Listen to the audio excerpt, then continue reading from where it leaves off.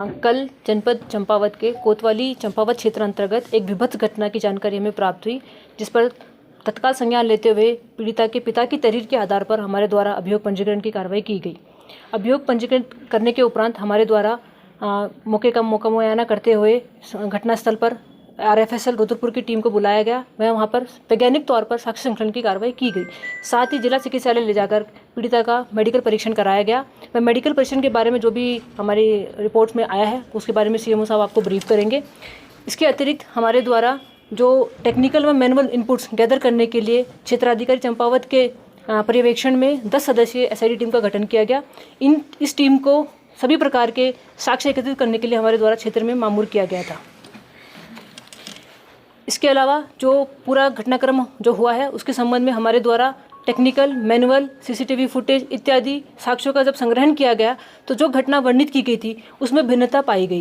पीड़िता के बयान व जो उसके साथ जो साक्षी थे उनके बयान और जो टेक्निकल इनपुट थे, इन सभी में विरोधाभास जब देखा गया तो हमारे द्वारा पूरे प्रकरण को लेकर के उसका रूट चार्ट बनाया गया, जिसमें घटना की सत्यता को लेकर के सवाल व संदेह खड़े हुए।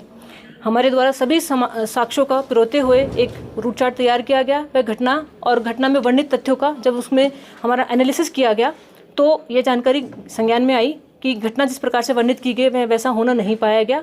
पीड़िता से जब इस संबंध में पुनः बात की गई और उसके संबंध में उनसे जब विचारण किया गया तो पीड़िता द्वारा यह स्पष्ट किया गया, वह एक्सेप्ट भी किया गया कि जो घटना जिस प्रकार से वर्णित की गई वह घटना उस प्रकार से होना नहीं पाई गई है। यह कुछ लोगों के द्वारा ये षड्यंत्र करके पूरा घटनाक्रम को रचा गया था। इसमें जो षड्यंत्रकर्ता थे वह कमल रावत, उनकी एक महिला सदस्य, साथी व अन्य लोग, इन लोगों के द्वारा मिलकर के अब कमल रावत द्वारा पूर्व में एक प्रकरण को लेकर के वह अभियुक्त रहे हैं, जिसको लेकर के उसके मन में यह खेद था कि मैं जिन लोगों ने उस प्रकरण में उसकी पैरवी की थी उनके विरुद्ध वह बदला लेने की भावना से ग्रसित थे। इस जो हमारी नाबालिग पीड़िता है इसका प्रयोग करके, इसका यूज़ करके उनके द्वारा अपनी जो एक बदले की भावना है उसकी पूर्ति हेतु पूरा षड्यंत्र रचा गया। इस षड्यंत्र को रचने के लिए उनके द्वारा जो पीड़िता है उसकी दोस्त की शादी के समारोह को उन्होंने प्लानिंग का अपना एग्जीक्यूशन डे माना। उस दिन पीड़िता अपने दोस्त के साथ अपने दोस्त की शादी के समारोह में सम्मिलित होने के लिए गई थी।